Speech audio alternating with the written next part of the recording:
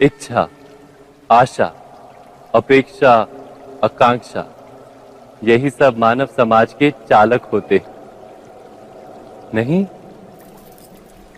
यदि कोई आपसे पूछे कि आप कौन, तो आपका उत्तर क्या होगा? विचार कीजिए।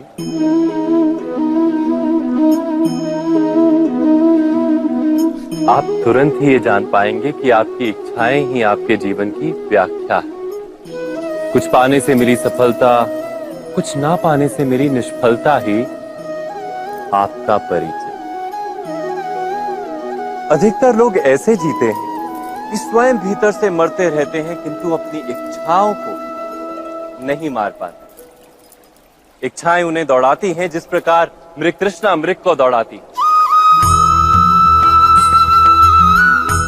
परंतु इन्हीं इच्छाओं के गर्भ में ही ज्ञान का प्रकाश भी। कैसे? जब इच्छाएं अपूर्ण रहती और टूटती, तब वहीं से ज्ञान की किरण प्रवेश करती है मनुष्य के हृदय। ना, ये कथा नहीं है केवल इच्छाओं के संघर्ष की, नहीं है केवल महत्वाकांक्षाओं से जन्म लेने वाले भयावह रक्तपात। ये कथा है इच्छाओं के गर्भ से उदित होते हुए ज्ञान की। मैं वासुदेव कृष्ण आप सभी को निमंत्रण देता हूं इस यात्रा पे चलने का, जो जीवन का मर्म सिखाएगी, मनुष्य का धर्म सिखाएगी, कीचड़ से उठकर कमल बनने का कर्म सिखाएगी। और इस यात्रा का नाम है महाभारत।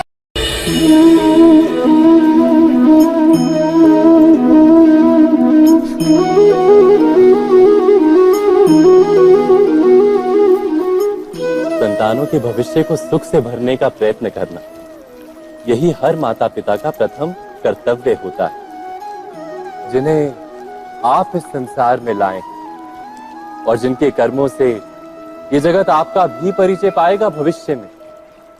उनके भविष्य के सुख की योजना करने से अधिक महत्व और हो भी क्या सकता है। किंतु सुख और सुरक्षा,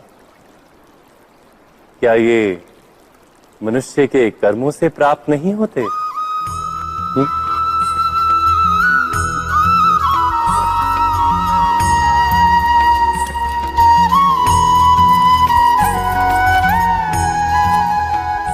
माता पिता के दिए हुए अच्छे या बुरे संस्कार, उनकी दी हुई योग्य अथवा अयोग्य शिक्षा, क्या आज के सारे कर्मों का मूल नहीं? संस्कार और शिक्षा से बनता है मनुष्य का चरित्र। अर्थात माता पिता अपनी संतानों का जैसा चरित्र बनाते हैं, ऐसा ही बनता है उनका भविष्य।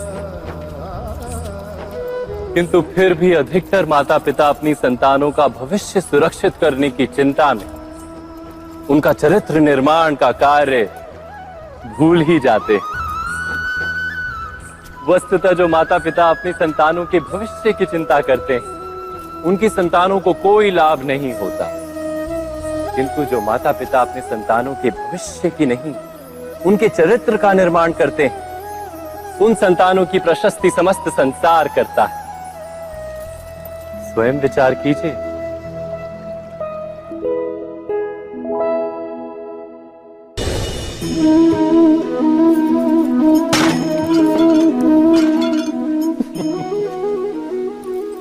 कभी कभी कोई घटना मनुष्य के जीवन की सारी योजनाओं को तोड़ देती और मनुष्य उस आघात को अपने जीवन का केंद्र मान लेता।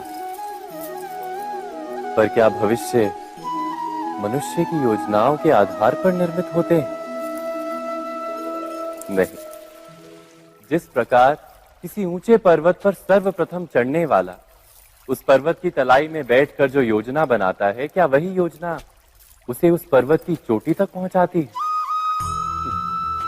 नहीं। वास्तव में वो जैसे जैसे ऊपर चढ़ता है वैसे वैसे उसे नई नई चुनौतियां, नई नई विडंबनाएं, नए नए अवरोध मिलते हैं। प्रत्येक पद पर वो अपने अगले पद का निर्णय करता है। प्रत्येक पद पर उसे अपनी योजनाओं को बदलना पड़ता है। कहीं पुरानी योजना उसे खाई में ना ढकेल दे। वो पर्वत को अपने योग्य नहीं बना पाता, केवल स्वयं को पर्वत के योग्य बना सकता है। क्या जीवन के साथ भी ऐसा ही नहीं? जब मनुष्य जीवन में किसी एक चुनौती को, एक अवरोध को अपने जीवन का केंद्र मान लेता है, अपने जीवन की गति को ही रोक देता है, तो वो अपने जीवन में सफल नहीं बन पाता और ना ही सुख और शांति प्राप्त कर पाता। अर्थात जीवन को अपने योग्य बनाने के बदले स्वयं अपने को जीवन के योग्य बनाना ही सफलता और सुख का एकमात्र मार्ग नहीं। स्वयं विचार कीजिए।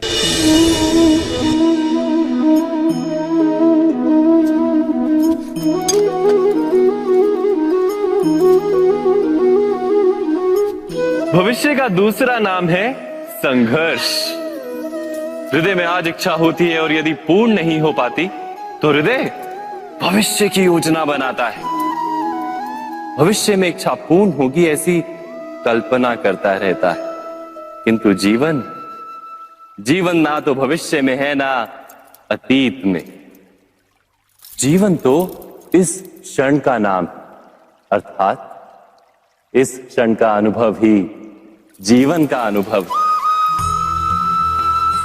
पर हम ये जानते हुए भी इतना सा सत्य समझ नहीं पाते। या तो हम बीते हुए समय के स्मरणों को घेर कर बैठे रहते हैं, या फिर आने वाले समय के लिए हम योजनाएं बनाते रहते हैं और जीवन जीवन बीत जाता है। एक सत्य यदि हम हृदय में उतार लें कि ना हम भविष्य देख सकते हैं, ना ही भविष्य निर्मित कर सकते हैं, हम तो केवल धैर्य और साहस के साथ भविष्य को आलिंगन दे सकते हैं, स्वागत कर सकते हैं भविष्य का। तो क्या जीवन का हर पल जीवन से नहीं भर जाएगा? स्वयं विचार कीजिए। पूर्वजों की इच्छा, आशा, महत्वाकांक्षा, क्रोध, बैर, प्रतिशोध, यही सब आने वाली पीढ़ी की धरोहर बनते हैं।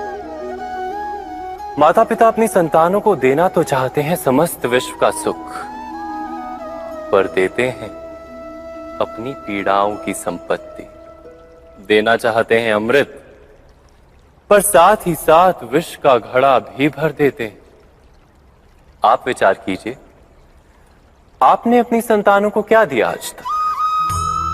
अवश्य प्रेम, ज्ञान, संपत्ति आदि दिए, पर क्या साथ ही साथ उनके मन को मैल से भर देने वाले पूर्व ग्रह नहीं दिए?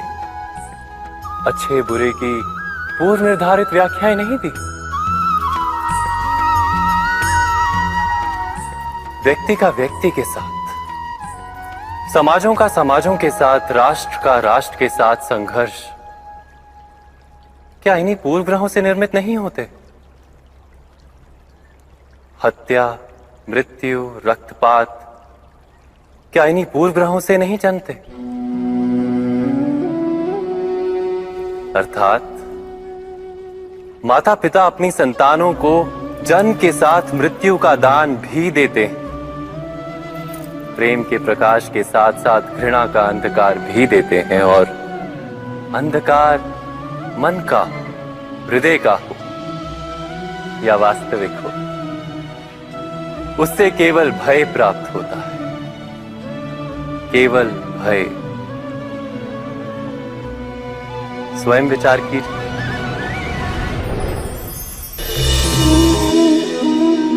मनुष्य के हृदय में भय का साम्राज्य रहता है सदा। कभी संपत्ति के नाश का भय, कभी अपमान का भय, कभी अपनों से छूट जाने का भय। इसीलिए भय का होना सबको स्वाभाविक ही लगता है। क्या कभी विचार किया है, जो स्थिति अथवा वस्तु भय को जन्म देती है, क्या वहीं से वास्तव में दुख आता है? नहीं, ऐसा तो कोई नियम नहीं। और सबका अनुभव तो ये बताता है कि भय धारण करने से भविष्य के दुख का निवारण नहीं होता। भय केवल आने वाले दुख की कल्पना मात्र ही है, वास्तविकता से इसका कोई संबंध नहीं है। तो क्या ये जानते हुए भी कि भय कुछ और नहीं, केवल कल्पना मात्र ही है, इससे मुक्त होकर निर्भय बन पाना क्या बहुत कठिन है? अवश्य विचार कीजिएगा।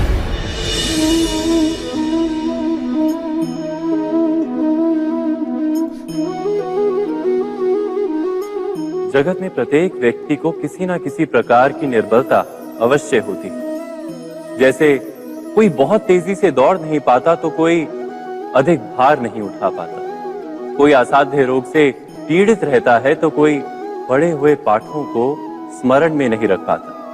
ऐसे अनेकों उदाहरण और भी हैं।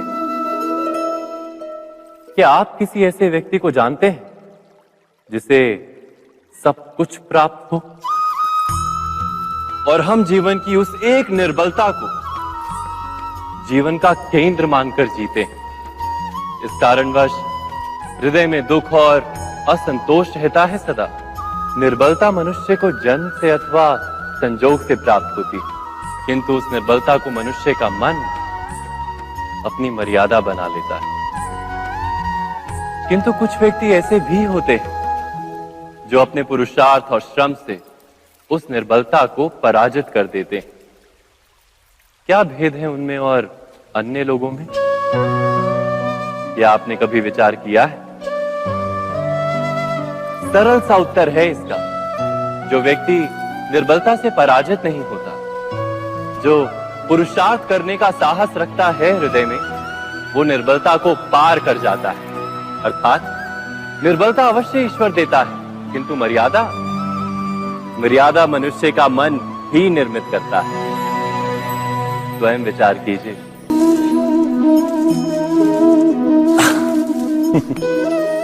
मनुष्य के सारे संबंधों का आधार है अपेक्षा। पति कैसा हो जो मेरा जीवन सुख और सुविधा से भर दे, पत्नी कैसी हो जो सदैव मेरे प्रति समर्पित रहे, संतान कैसी हो जो मेरी सेवा करे, मेरा आदेश माने।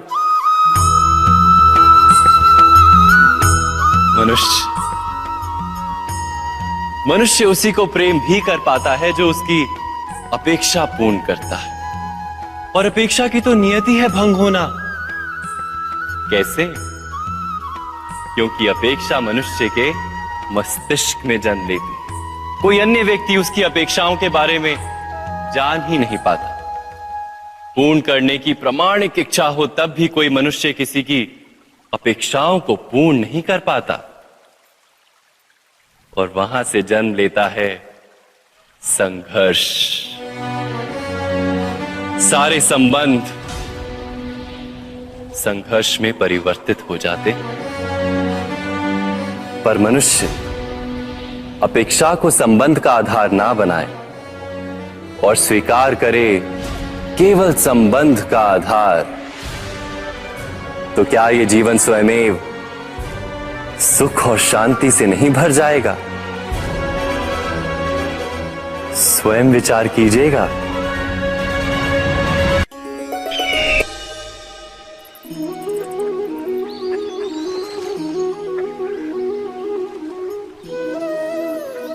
समय के आरंभ से ही मनुष्य को एक प्रश्न सदा पीड़ा देता है कि वो अपने संबंधों में अधिकतम सुख और कम से कम दुख किस प्रकार प्राप्त कर सकता है। क्या आपके सारे संबंधों ने आपको संपूर्ण संतोष दिया है? विचार कीजिए। हमारा जीवन संबंधों पर आधारित है, हमारी सुरक्षा संबंधों पर आधारित है। इसी कारण हमारे जीवन के सारे सुखों का आधार भी संबंध है। किंतु फिर भी हमें संबंधों में ही अधिकतर दुख क्यों प्राप्त होते हैं? सदा ही संघर्ष भी संबंधों से ही उत्पन्न क्यों हो जाते हैं? कभी विचार किया है? जब कोई व्यक्ति किसी अन्य व्यक्ति के विचार अथवा कार्य को स्वीकार नहीं करता, उसमें परिवर्तन करने का प्रयत्न करता है, तो संघर्ष जन्म लेता है।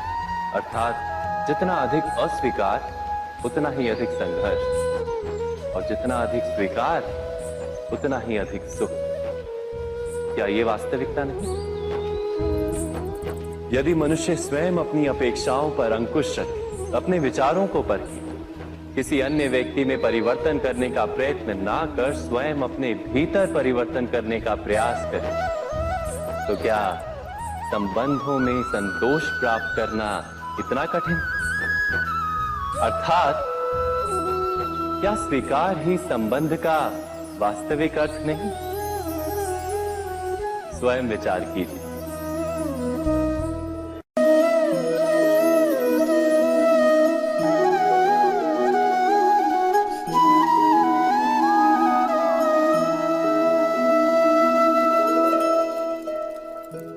जब किसी व्यक्ति को किसी घटना में अन्याय का अनुभव होता है, तो वो घटना उसके अंतर को झकझोर देती। समस्त जगत उसे अपना शत्रु प्रतीत होता है। अन्याय लगने वाली घटना जितनी बड़ी होती है, मनुष्य का हृदय भी उतना ही अधिक विरोध करता है। उस घटना के उत्तर में वो न्याय मांगता है, और ये योग्य भी है। वास्तव में समाज में किसी भी प्रकार का अन्याय व्यक्ति की आस्था और विश्वास का नाश है। किंतु ये न्याय क्या है? न्याय का अर्थ क्या है? अन्याय करने वाले को अपने कार्य पर पश्चाताप हो, और अन्याय भुगतने वाले के मन में फिर से विश्वास जगे समाज के प्रति। इतना ही अर्थ है ना न्याय का। किंतु जिसके हृदय में धर्म नहीं होता, वो न्याय को छोड़कर बैर और प्रतिशोध को अपनाता है। हिंसा के बदले प्रतिहिंसा की भावना लेकर चलता है।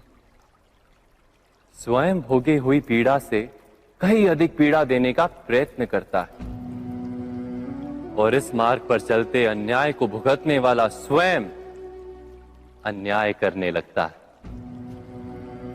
शीघ्र ही वो अपराधी बन जाता है। अर्थात न्याय और प्रतिशोध के बीच बहुत कम अंतर होता है, और इसी अंतर का नाम है धर्म। क्या ये सत्य नहीं? स्वयं विचार कीजिए। दो व्यक्ति जब निकट आते हैं तो एक दूसरे के लिए सीमाएं और मर्यादाएं निर्मित करने का प्रयत्न अवश्य करते हैं। हम यदि सारे संबंधों पर विचार करें तो देखेंगे कि इन सारे संबंधों का आधार यही सीमाएं हैं जो हम दूसरों के लिए निर्मित करते हैं। और यदि अनजाने में भी कोई अन्य व्यक्ति इन सीमाओं को तोड़ता है, तो उसी क्षण हमारा हृदय क्रोध से भर जाता है। इन सीमाओं का वास्तविक रूप क्या है? क्या हमने कभी विचार किया? सीमाओं के द्वारा हम दूसरे व्यक्ति को निर्णय करने की अनुमति नहीं देते, अपना निर्णय उस व्यक्ति पर थोपते हैं। अर्थात किसी की स्वतंत्रता का अस्वीकार करते हैं। और जब स्वतंत्रता का अस्वीकार किया जाता है तो उसका हृदय दुख से भर जाता है, और जब वो सीमाओं को तोड़ता है तो हमारा हृदय क्रोध से भर जाता है। क्या ऐसा नहीं होता?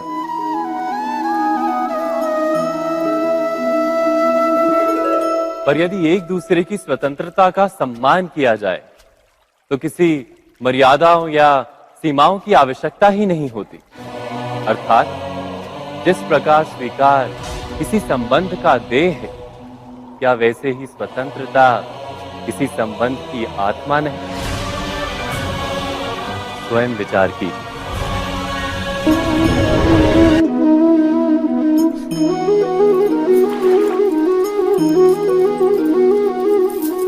पिता सदा ही अपने संतान के सुख की कामना करते हैं, उनके भविष्य की चिंता करते रहते हैं।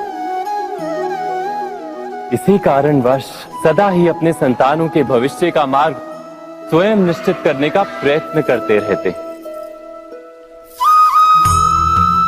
जिस मार्ग पर पिता स्वयं चला है, जिस मार्ग के कंकर पत्थर को स्वयं देखा है, मार्ग की छाया, मार्ग की धूप को स्वयं जाना है, उसी मार्ग पर उसका पुत्र भी चले, यही इच्छा रहती है हर पिता की। निसंदेह उत्तम भावना है ये, किंतु 3 प्रश्नों के ऊपर विचार करना हम भूल ही जाते हैं। कौन से प्रश्न? प्रथम प्रश्न, क्या समय के साथ प्रत्येक मार्ग बदल नहीं जाते? क्या समय सदा ही नई चुनौतियों को लेकर नहीं आता? तो फिर बीते हुए समय के अनुभव नई पीढ़ी को किस प्रकार लाभ दे सकते हैं? दूसरा प्रश्न, क्या प्रत्येक संतान अपने माता पिता की छवि होता है? हाँ, संतानों को संस्कार तो अवश्य माता पिता देते हैं, किंतु भीतर की क्षमता तो ईश्वर देते हैं। तो जिस मार्ग पर पिता को सफलता मिली है, विश्वास है कि उसी मार्ग पर उसकी संतानों को भी सफलता और सुख प्राप्त होगा। तीसरा प्रश्न, क्या जीवन के संघर्ष और चुनौतियां लाभकारी नहीं होती? क्या प्रत्येक नया प्रश्न एक नए उत्तर का द्वार नहीं खोलता? तो फिर संतानों को नए नए प्रश्नों, संघर्षों और चुनौतियों से दूर रखना, ये उनके लिए लाभ करना कहलाएगा या हानि पहुंचाना? अर्थात जिस प्रकार संतान के भविष्य का निर्माण करने के बदले उसके चरित्र का निर्माण करना श्रेष्ठ है, वैसे संतानों के जीवन का मार्ग निश्चित करने के बदले उन्हें नए संघर्षों के साथ जूझने के लिए मनोबल व ज्ञान देना अधिक लाभदायक नहीं होगा? स्वयं विचार कीजिए। सबके जीवन में ऐसा प्रसंग अवश्य आता है कि सत्य कहने का निश्चय होता है हृदय में, किंतु मुख से सत्य निकल नहीं पाता। कोई भय मन को घेर लेता है। किसी घटना अथवा प्रसंग के बारे में बात करना या फिर स्वयं से कोई भूल हो जाए उसके बारे में कुछ बोलना, क्या ये सत्य है? नहीं, ये तो केवल तथ्य है। अर्थात जैसा हुआ था वैसा केवल बोल देना सामान्य सी बात है। किंतु कभी कभी उस तथ्य को बोलते हुए भी भय लगता है। कदाचित किसी दूसरे की भावनाओं का विचार आता है मन, दूसरे को दुख होगा, ये भय भी शब्दों को रोकता है। तो ये सत्य क्या है? क्या हमने कभी विचार किया है? जब भय रहते हुए भी कोई तथ्य बोलता है तो वो सत्य कहलाता है। वास्तव में सत्य कुछ और नहीं, केवल निर्भयता का दूसरा नाम है। और निर्भय होने का कोई समय नहीं होता, क्योंकि निर्भयता आत्मा का स्वभाव है। अर्थात क्या प्रत्येक क्षण सत्य बोलने का क्षण नहीं होता?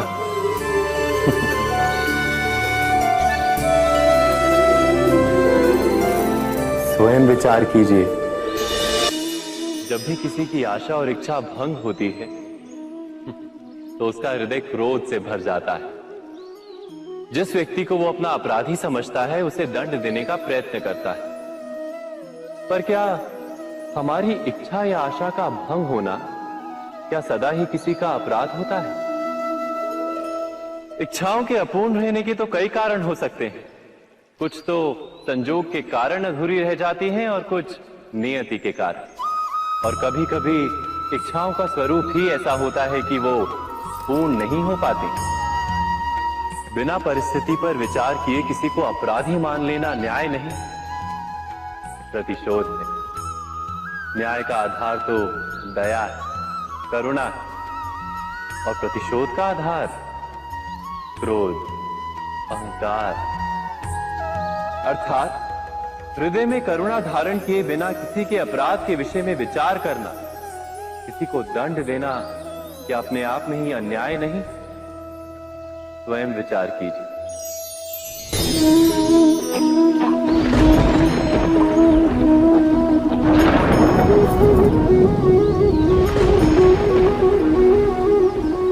सपनों और पूर्वाभासों के आधार पर हम भविष्य के सुख दुख की कल्पना करते हैं। भविष्य के दुख का कारण दूर करने के लिए हम आज योजना बनाते हैं, किंतु कल के संकट को आज निर्मूल करने से हमें लाभ मिलता है या हानि पहुंचती है? ये प्रश्न हम कभी नहीं करते। सत्य तो यह है कि संकट और उसका निवारण साथ जनते हैं, व्यक्ति के लिए भी और सृष्टि के लिए भी। नहीं, आप अपने भूतकाल का स्मरण कीजिए, इतिहास को देखिए। आप तुरंत ही ये जान पाएंगे कि जब जब संकट आता है तब तब उसका निवारण करने वाली शक्ति भी जन्म लेती है। यही तो जगत का चलन है। वस्तुतः संकट ही शक्ति के जन्म का कारण है। प्रत्येक व्यक्ति जब संकट से निकलता है तो एक पद आगे बढ़ा होता है, अधिक चमकता है, आत्मविश्वास से अधिक भरा होता है, न केवल अपने लिए अपितु विश्व के लिए भी। क्या ये सत्य नहीं? वास्तव में संकट का जन्म है एक अवसर का जन्म, अपने आप को बदलने का अवसर, अपने विचारों को ऊंचाई पर करने का अवसर, अपनी आत्मा को बलवान और ज्ञान मंडित बनाने का अवसर। जो ये कर पाता है उसे कोई संकट नहीं होता, किंतु जो ये नहीं कर पाता वो तो स्वयं एक संकट है विश्व के लिए। विचार कीजिए।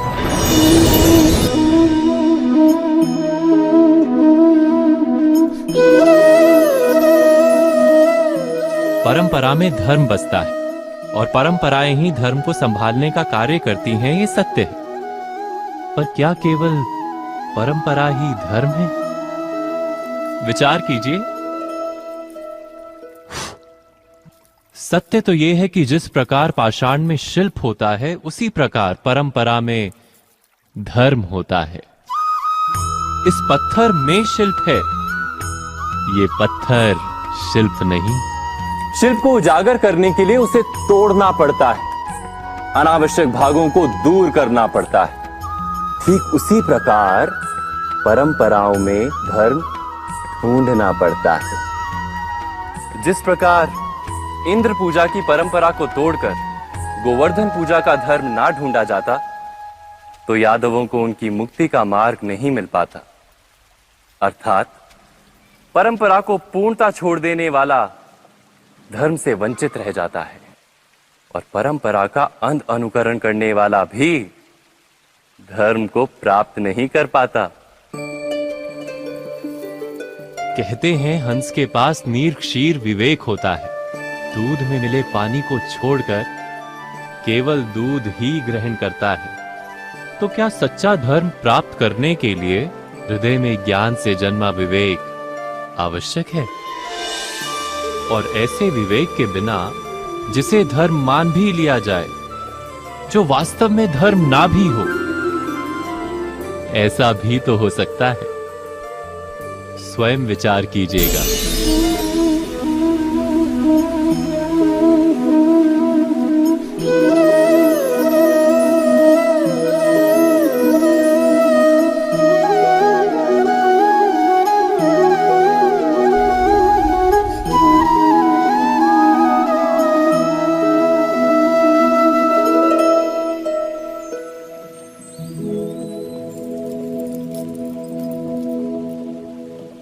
भविष्य के आधार पर सब आज का निर्णय लेना चाहते हैं। भविष्य में सुख मिले, भविष्य सुरक्षित हो, ऐसे निर्णय आज लेने का प्रयत्न रहता है सबका। आप अपने जीवन को देखिए। क्या आपके अधिकतर निर्णय के पीछे भविष्य का विचार नहीं होता? और हो भी क्यों ना, अपने जीवन को सरल और सुखमय बनाने का प्रयत्न करने का अधिकार सबका है। पर भविष्य तो कोई नहीं जानता, केवल कल्पना ही की जा सकती है। तो जीवन के सारे महत्वपूर्ण निर्णय कल्पनाओं के आधार पर ही करते हैं हम। क्या निर्णय करने का कोई तीसरा मार्ग हो सकता है? विचार कीजिए। सारे सुखों का आधार धर्म है और वो धर्म मनुष्य के हृदय में बसता है। तो प्रत्येक निर्णय से पूर्व स्वयं अपने हृदय से ये प्रश्न अवश्य पूछ लेना कि ये निर्णय स्वार्थ से जन्मा है या धर्म से। क्या इतना पर्याप्त नहीं? भविष्य के बदले धर्म का विचार करने से क्या भविष्य अधिक सुखपूर्ण नहीं होगा? स्वयं विचार कीजिए। व्यक्ति को जब उसके अपराध का दंड मिलता है तब कभी कभी उस न्याय को देखकर मन कचोटता है। प्रश्न उठता है हृदय में कि जब वो अपराध हुआ था तब व्यक्ति भिन्न था। उसके पश्चात उसने इतने पश्चाताप किए, स्वयं में इतना परिवर्तन किया, फिर उसे दंड क्यों मिले? पर जहां आघात होता है वहां प्रत्याघात भी होता है। जैसा कर्म वैसा फल। यदि किसी को प्रेम दोगे तो सुख प्राप्त होगा, यदि किसी की हत्या करोगे तो मृत्यु दंड मिलेगा। जैसा कार्य वैसा ही न्याय। तो फिर प्रायश्चित और पश्चाताप का कोई मूल्य नहीं है? अवश्य है मूल्य। प्रायश्चित और पश्चाताप मनुष्य की आत्मा को बलवान करता है, आने वाले दंड को स्वीकार करने के लिए मनुष्य को तैयार करता है। अर्थात बिना प्रायश्चित के दंड स्वीकार करने का कोई मूल्य है? स्वयं विचार कीजिए।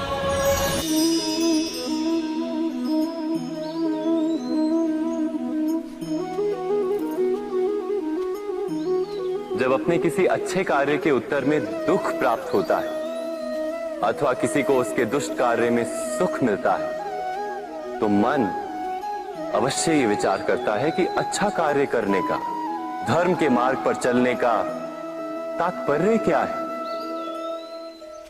पर दुष्ट आत्मा को क्या प्राप्त होता है ये भी देखिए।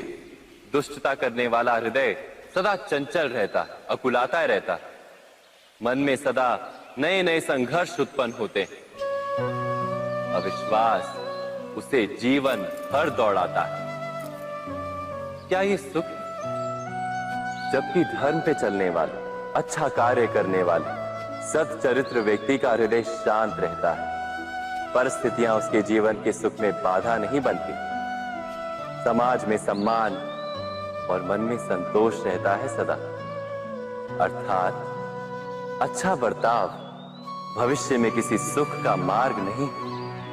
अच्छा बर्ताव स्वयं सुख अथवा बुरा बर्ताव भविष्य में किसी दुख का मार्ग नहीं। अधर्म उसी क्षण दुख उत्पन्न करता है। धर्म से सुख नहीं, धर्म स्वयं।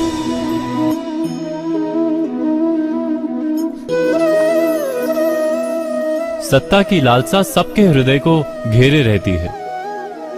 प्रत्येक व्यक्ति अपना एक राष्ट्र निर्मित करने का प्रयत्न अवश्य करता है। फिर वो राष्ट्र कुरु राष्ट्र की भांति बहुत बड़ा हो या फिर अपने परिवार तक सीमित हो, वो सत्ता प्राप्त करने का प्रयास अवश्य करता है। किंतु सत्ता का वास्तविक रूप क्या है? क्या हमने कभी विचार किया है? एक मनुष्य जितने अधिक लोगों के जीवन को प्रभावित कर सके, जितने अधिक लोगों के जीवन की स्वतंत्रता पर अंकुश रख सके, उतनी ही अधिक सत्ता का अनुभव करता है वो। सत्ता का वास्तविक रूप ही है अन्य के जीवन पर स्वयं का प्रभाव। किंतु क्या वास्तविक प्रभाव प्रेम, दया, करुणा और धर्म से निर्मित नहीं होता। जब भी मनुष्य कठोरता और अधर्म से सत्ता प्राप्त करने का प्रयत्न करता है, तब वो दूसरों के हृदय में विरोध अथवा विद्रोह को जन्म देता है। और परिणाम कुछ इस प्रकार। हां, कुछ समय के लिए वो स्वयं को प्रभावी और शक्तिशाली अवश्य पाता है, किंतु वो वास्तविक सत्ता नहीं। यही कारण है कि भृगु और वशिष्ठ जैसे ऋषियों की आज भी पूजा की जाती है, रावण और हिरण्यकशिपु की नहीं। इस पर तो आप विचार अवश्य करें। सत्य कहा ना?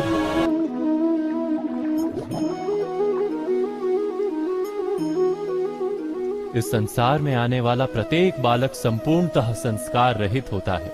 उसके अंतर पर ना किसी अच्छे संस्कार के चिन्ह अंकित होते हैं, ना ही बुरे संस्कार के। अर्थात जन्म से बालक में ना कोई गुण होता है और ना ही कोई दोष।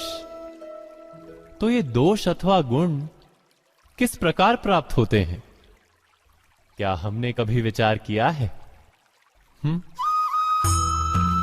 जो बात माता पिता के मुख से निरंतर सुनी जाती है, वही बात उनकी संतानों के हृदय का संस्कार बनती है। जैसे किसी गांव में नदी तट तक एक पगडंडी बन जाती है, केवल उस मार्ग पर बार बार चलने के कारण। अर्थात माता पिता के हृदय की इच्छाएं उनकी संतानों के हृदय का दोष अथवा गुण बनकर जन्म लेती हैं। क्या ये सत्य नहीं? पर फिर भी जब उनकी संतानों में कोई दोष दिखाई देता है, तो माता पिता आश्चर्य और दुख से भर जाते हैं। माता पिता का हृदय ये प्रश्न करता है कि उनकी संतानों में ये कुसंस्कार आए कहां से।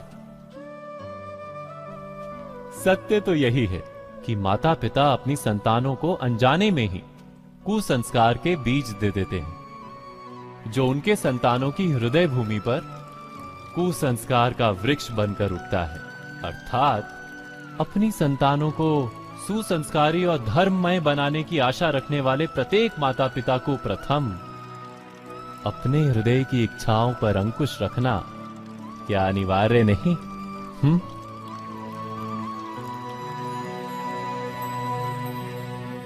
प्रत्येक माता पिता इस पर विचार अवश्य कीजिएगा।